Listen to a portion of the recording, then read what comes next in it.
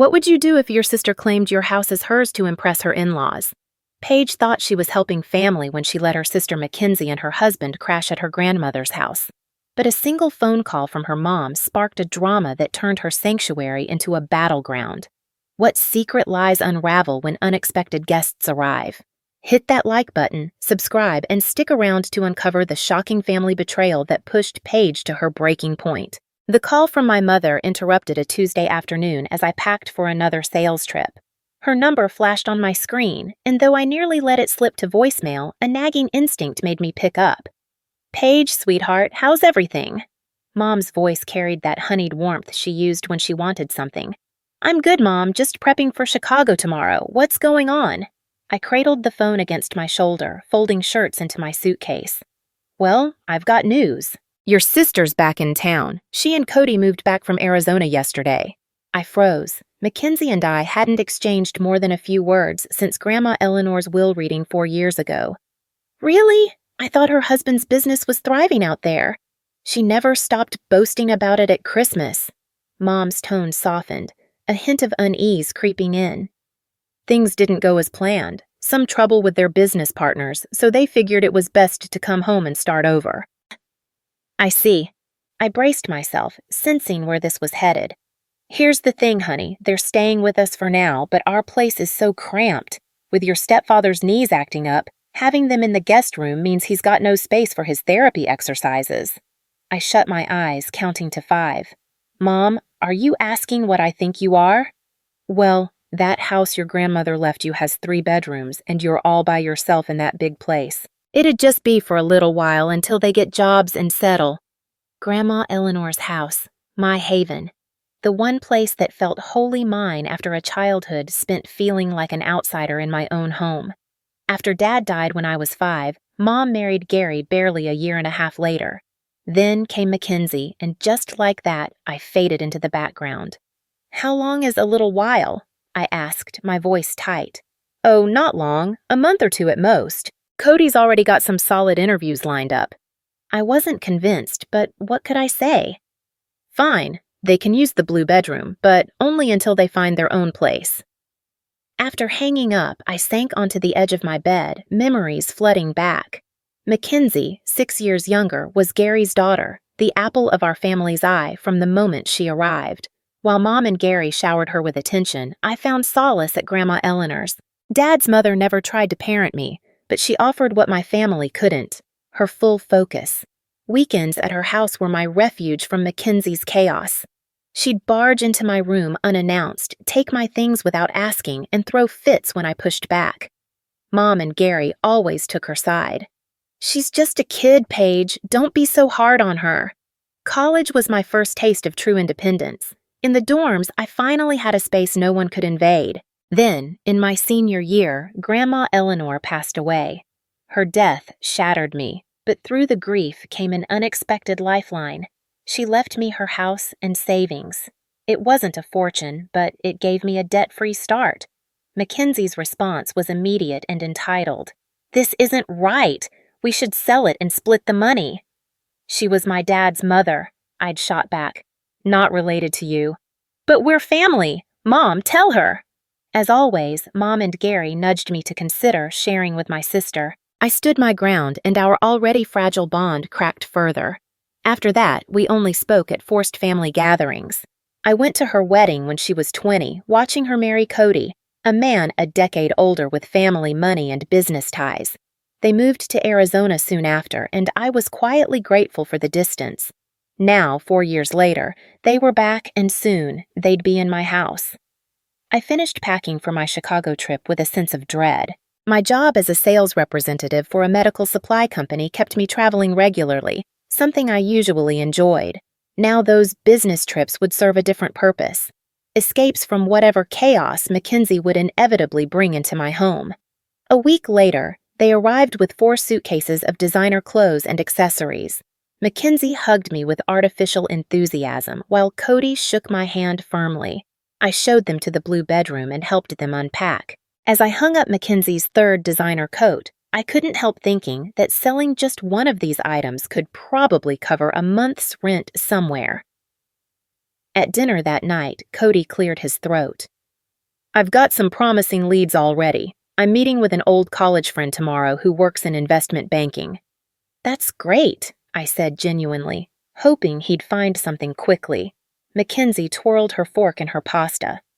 I won't be looking for work right away. I'm more of a homemaker, you know. I love taking care of the house and making things nice.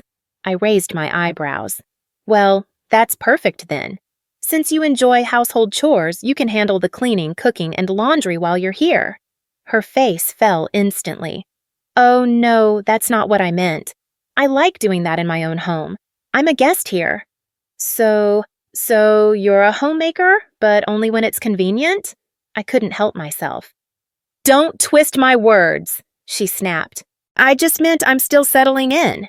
Cody jumped in to change the subject, and I let it drop, but I already knew how this arrangement would play out. Some things never change. 2 weeks into living with Mackenzie and Cody, I'd established a routine. Wake up early, leave for work before they got up, and return home as late as possible. It wasn't ideal, but it helped me minimize my time around Mackenzie, who had already fallen into her old habits. Despite her claims of being a homemaker, I'd come home each evening to find dishes in the sink, clothes strewn across the living room, and no sign of dinner. Meanwhile, Mackenzie would be sprawled on my couch, scrolling through her phone or watching reality TV. "Oh, you're back," she'd say without looking up. "Can you make something to eat? I'm starving." The first few times, I'd bite my tongue and make dinner for all of us. By the second week, my patience was wearing thin. "Mackenzie, what did you do today?" I asked one evening after finding the house in disarray again. She shrugged. "Went to see Mom and Dad, then met up with Megan from high school. Did you know she has 2 kids now? Her life is so boring. Did you have time to maybe run the vacuum or start a load of laundry?" God, Paige, you're so uptight. I've been busy reconnecting with people. Besides, it's your house. Shouldn't you want to keep it nice? I had to walk away before saying something I'd regret. Cody, at least, seemed to be making an effort. He left every morning in a suit, returning in the evenings with stories about interviews and networking events. Whether he was actually job hunting or just avoiding the house, I couldn't tell, but at least he wasn't adding to my stress. When my boss called with news of a week-long business trip to Boston, I nearly hugged him through the phone.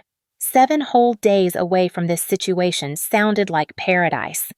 The night before my departure, I made my expectations clear to Mackenzie. "I'll be gone for a week," I said as I packed my suitcase. "I don't want any parties in my house while I'm away. No guests staying over. No messes that'll be waiting for me when I get back." Mackenzie dramatically rolled her eyes. "Yes, Mom. Anything else? No breathing your precious air? No sitting on your sacred furniture? Derek's got a second interview next week, so hopefully we'll be out of your hair soon anyway." I left early the next morning, trying to ignore the nagging feeling that something would go wrong in my absence.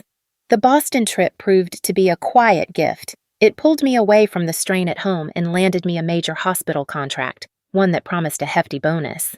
My boss was ecstatic, his voice crackling with enthusiasm over our final call. "Paige, you've outdone yourself," he said. "Take an extra day if you want. You've earned it." I passed on the offer, booking the earliest flight home instead. A flicker of hope stirred despite my doubts, nudging me to believe Mackenzie and Derek might have honored my rules. Maybe I'd walk into a tidy house and hear good news about Derek's job hunt. My plane touched down late Sunday afternoon. From the curb, the house looked untouched, a small relief as the taxi pulled away. I unlocked the door, rolling my suitcase into the foyer, when something caught my eye, 3 unfamiliar suitcases stacked haphazardly by the stairs. Before I could make sense of it, laughter spilled from the living room. Not just Mackenzie and Derek's voices, but others, faintly familiar. I abandoned my bags and strode toward the sound. What I saw froze me in place. Mackenzie and Cody lounged on my couch, clutching coffee mugs, while across from them sat an older couple I recognized as Derek's parents. All 4 heads snapped up, startled as I appeared in the doorway. "Paige!" Mackenzie's voice pitched unnaturally high. "We thought you'd be back later tonight." "Obviously," I said, my tone sharp as I glanced at the luggage cluttering my hall. "What's going on?" Mackenzie forced a smile, too bright. You remember Cody's parents, Howard and Janice. They're visiting for a bit. Isn't that great? I opened my mouth to protest, to remind them this was my house and I hadn't approved any guests. But Mackenzie leapt up, seized my arm, and all but dragged me into the kitchen.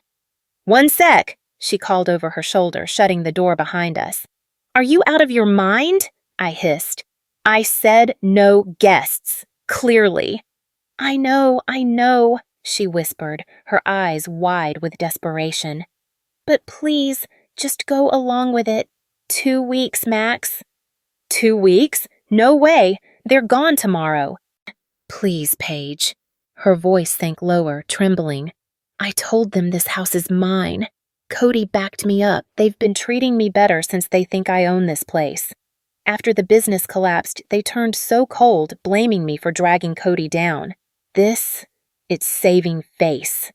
My jaw dropped. "You're delusional. I'm not playing along with this madness." "Please." She clutched my hands, her grip unsteady. "I'll handle all the chores, I swear. Cooking, cleaning, laundry, everything I've slacked on. Just say you're staying here because of work trouble. Paige, I've never begged for anything." Her desperate expression chipped away at my resolve. It was absurd, utterly unhinged, but somehow I nodded. 2 weeks, not a day more. And you'd better keep your word about the chores. Relief washed over her face. Thank you. You won't regret this." We rejoined the others, where I was introduced as Mackenzie's sister, temporarily crashing with her due to work struggles. Derek's parents nodded, though Janice's gaze carried a faint edge of judgment. Dinner that night was takeout from the place across the street, though Mackenzie claimed she'd cooked it all. Howard and Janice held court, spinning tales of their son's failed business, blaming shady partners and ruthless competitors, never hinting Derek might share the fault. As we finished, Mackenzie turned to me with a syrupy smile that set my nerves on edge. "Paige, mind tackling the dishes while I catch up with Howard and Janice? Thanks, sis." And just like that, I knew I'd been had. Scrubbing plates at the sink, watching Mackenzie charm her in-laws in my living room, a heavy certainty settled in. Her promises about chores were already crumbling. My instincts were dead on. A week into this bizarre charade, I'd become the household's unofficial maid, chef, and scapegoat. Each morning, I left for work while the others slept in. Cody had ditched his job search entirely, playing tour guide for his parents instead. They roamed the city shopping, sightseeing, dining out while I toiled to cover the bills they thought belonged to my sister. When I'd return each evening, Mackenzie would make a show of cooking dinner for her in-laws, which meant ordering takeout, transferring it to my grandmother's serving dishes, and then parading it out as her own creation. She'd even mess up the kitchen to make it look like she'd been cooking all day. "Paige, could you help clean up the kitchen?" became her nightly refrain, always delivered with Janice and Howard watching. "Since you're staying with us, it's only fair you contribute." I'd bite my tongue and do as asked, feeling Janice's judgmental stare boring into my back. She'd taken to making little comments within my earshot. "It's so generous of Mackenzie to help her sister during hard times. Family should always come first." Or, "I raised Cody to be successful but also to help those less fortunate. I'm glad he's supporting both his wife and her struggling sister." One evening, after a particularly exhausting day at work, I cornered Mackenzie in the laundry room. "This has to stop," I said. "You promised you'd do the housework, but I'm doing everything while you play hostess in my house." She had the decency to look guilty. "I know, I'm sorry. It's just that Janice has such high expectations, and I don't want to disappoint her. When are they leaving? It's been over a week. They need to go." "I'll talk to Cody," she promised, but I could tell from her expression that nothing would change. That night, I received the monthly utility bills and nearly collapsed. The cost had more than doubled with 5 people in the house. Extra water usage, electricity running all day. Heating kept at tropical levels because Janice was sensitive to cold. It all added up to hundreds of dollars more than my usual bills. I stormed downstairs, bills in hand, finding Mackenzie alone in the kitchen. "Look at this!" I thrust the papers at her. "The utilities have doubled. You need to pay at least half." Mackenzie scanned the bills, her eyes widening. "I can't afford this. We don't have any money right now." "That's not my problem. You're all living here using water and electricity all day while I'm at work. I'm not covering this alone." "Don't be like that," Mackenzie whined. "We're family. Can't you help us out just this once?" My patience finally snapped. "No! I'm tired of this whole situation. If you can't contribute financially, then you need to at least do what you promised and take care of the house. But you haven't done that either. I'm sick of being taken advantage of." I hadn't realized how loud I'd gotten until I heard the front door open. Cody and his parents returned from their latest outing, catching the tail end of our argument. "What's going on here?" Howard demanded, his eyebrows furrowed. Mackenzie's expression morphed instantly from petulant to victimized. "Paige doesn't want to pay her share of the bills," she said, her voice small and hurt. I stared at her in disbelief. After everything, she was still throwing me under the bus. Janice stepped forward, her face stern. "Young lady, I don't understand your attitude. Your sister has generously opened her home to you during your difficulties, and this is how you repay her? By refusing to contribute?" "That's not what I started, but Howard cut me off." "Frankly, we've noticed your lack of gratitude since we arrived. Mackenzie cooks and maintains this beautiful home, while you just come and go as you please, taking advantage of her goodness." My head was spinning. The sheer absurdity of being lectured about taking advantage of Mackenzie in my own house was too much. Without another word, I grabbed the bills and retreated to my bedroom, locking the door behind me. I could hear them downstairs, their muffled voices rising and falling. I imagined Mackenzie playing the victim, her in-laws comforting her, all at my expense. The injustice of it burned in my chest. When hunger finally drove me downstairs for dinner, the atmosphere was frigid. Janice and Howard barely acknowledged my presence, while Mackenzie avoided meeting my eyes. Only Derek seemed uncomfortable with the tension, fidgeting with his napkin and attempting small talk that quickly died. Then Janice cleared her throat. "Mackenzie, dear, my father has always taught me that honesty and respect are the foundations of any household." "Of course, Mom," Mackenzie replied. "Which is why we feel we must speak up." Janice shot a pointed look in my direction. "We don't think it's working out having your sister here. She's clearly taking advantage of your hospitality, and frankly, her attitude is affecting the peace of your lovely home." I nearly choked on my water. Howard nodded in agreement. "You've been more than generous, but there comes a point where you have to put your own family first." "Derek agrees, don't you, son?" Derek mumbled something unintelligible, studying his plate intently. Janice continued. "We think it would be best if Paige found other living arrangements soon." All eyes turned to Mackenzie, waiting for her response. I watched her curiously, wondering if she'd finally come clean about whose house this actually was. She hesitated, her eyes darting between her in-laws and me. I could see the internal struggle playing out on her face. Then, with a deep breath, she turned to me. "Paige," she said, her voice unnaturally firm. "I think it would be best if you packed your things. I need you to move out in 2 weeks." The silence that followed was deafening. Howard and Janice nodded approvingly, while Derek stared at his wife in shock. Mackenzie's eyes met mine, pleading silently for me to play along one more time, but something in me had finally snapped. I'd reached my breaking point. I slowly stood up, placed my napkin on the table, and looked around at the people who had invaded my life and my home. "No," I said quietly. "I don't think I will." The room fell silent after my refusal. Janice's mouth hung open in shock while Howard's face deepened with indignation. "Excuse me," Janice finally sputtered. "This isn't your decision to make, young lady." I leaned forward, placing my palms flat on the dining table, my grandmother's table, in my house. "Actually, it is. Everyone in this room has exactly 2 days to pack their things and leave, and I mean everyone." Mackenzie's face drained of color. "Paige, please, can we talk about this in private?" "No more private talks, Mackenzie. I'm done with the lies and manipulation." I turned to Janice and Howard. "There's something you should know. I've let Mackenzie and Derek stay here temporarily because they needed help, but this is my house. I own it. I pay the bills." Janice's eyes narrowed suspiciously. "Mackenzie, is this true?" Mackenzie looked like she might throw up. "I can explain. You told us this was your house.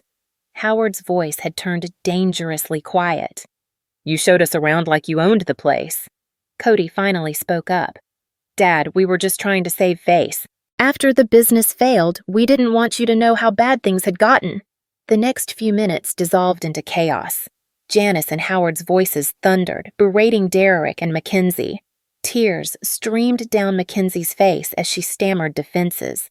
Derrick slumped, head in hands, the weight of defeat etched into his posture. I stood apart, watching my sister's web of lies unravel. Finally, I'd had enough. Enough! My hand struck the table, dishes clattering sharply. I don't care about your drama. All of you out of my house. Now. Janice rose, clinging to what dignity remained. We're leaving at once. We wouldn't linger in a place steeped in deceit. Her glare pierced her son and daughter-in-law. Don't expect us to welcome you after this disgrace. Within an hour, Janice and Howard had stuffed their bags and summoned a taxi. The door slammed behind them, a final echo of their departure. The moment they were gone, Mackenzie erupted. How could you destroy everything? They'll never forgive us. You lied, Mackenzie. To them, to me. You've been using me since you moved in. I had no choice. Their approval is Derrick's future. Now we're left with nothing. That's your burden, not mine, I said evenly. You have 2 days to find a new place. Mackenzie's face twisted with fury. You've always envied me, just because Grandma left you this house. She was my grandmother, not yours. I was the one who cared for her, who spent time with her, while you only cared about what you could inherit. That's a lie. It's the truth. You haven't changed since we were kids, still acting like the world owes you, like rules don't apply, like everyone should bend to your whims. Well, I'm done, Mackenzie. Get out. I turned and climbed the stairs, locking my bedroom door against her ongoing tirade. My hands trembled with adrenaline, yet a strange calm settled over me. For the first time, I'd faced my sister and held my ground. The next morning, my phone buzzed. It was Mom. Paige, what's happening? Mackenzie called last night, hysterical, saying you've kicked her and Derrick out. They have nowhere to go. They can stay with you and Gary. Your house has space. That's not the issue. Family helps family, right? I laughed, sharp and bitter. Does that apply to Mackenzie? She's done nothing but take since moving in. She lied to her in-laws, claimed my house as hers, even tried to push me out when they suggested it. There must be a misunderstanding. No, Mom, listen to me for once. Instead of rushing to her side, she and Derrick moved in, swore it was temporary, then invited his parents without asking. She left me to handle all the housework while playing Lady of the Manor. When I asked them to chip in for the skyrocketing bills, she refused and humiliated me in front of everyone.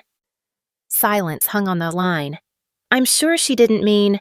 I don't care what she meant. I've been more than generous and she's exploited it every step of the way. They need to leave today, Paige. Please rethink this. No, and honestly, Mom, I'm done hearing from you or Gary if you're just going to defend her. I'm tired of being the responsible one, always overlooked. I hung up before she could reply. Standing firm felt unexpectedly liberating. By evening, Mackenzie and Derrick had packed their things. They left without a word. In the weeks that followed, word reached me through mutual friends. Mackenzie and her in-laws had cut ties. They'd told her she wasn't welcome after her deceit. Mom called repeatedly, her voicemails shifting from demands for apologies to tentative offers of family dinners to clear the air. I deleted them all. 3 months later, my home was quiet again. Utility bills normalized. Work trips became a joy, not an escape. I transformed the blue bedroom into a home office, perfect for remote work between travels. Now, I sit on Grandma's porch swing, the sunset painting the neighborhood she cherished. This house is more than walls. It's my refuge, my legacy, my home, and at last, it's mine alone. This story hits hard because it's about boundaries, something so many of us struggle with in families. Paige's experience feels personal to me, her patience, her sacrifices, and that final moment of standing up for herself. Families often expect us to bend, especially when someone like Mackenzie plays the victim card. Paige gave her sister a chance, even opened her home, but Mackenzie's lies and entitlement turned generosity into exploitation. It's a reminder that family ties don't justify manipulation. Watching Paige reclaim her space was satisfying, but it also came at a cost-strained ties with her mom and sister. That's the tough reality of setting limits. You might lose people, but you gain peace. The lesson here is clear. Your home, your rules, your boundaries. Paige learned this the hard way, putting up with chaos until she couldn't anymore. Protecting your space, physical and emotional, isn't selfish, it's survival. Families can be messy, and sometimes saying no is the kindest thing you can do for yourself. I admire Paige for choosing herself, even when it meant standing alone. If you connected with this story, hit that like button and subscribe for more family drama tales. Share this video with anyone who's dealt with tricky family dynamics. It might spark a great conversation. What do you think about Paige's decision to kick everyone out? Was she too harsh, or did Mackenzie deserve it? Have you ever had to set a hard boundary with family? Drop your thoughts in the comments. I read everyone, and I'd love to hear your stories. Stay tuned for next week's drama, where we dive into another family secret that changes everything.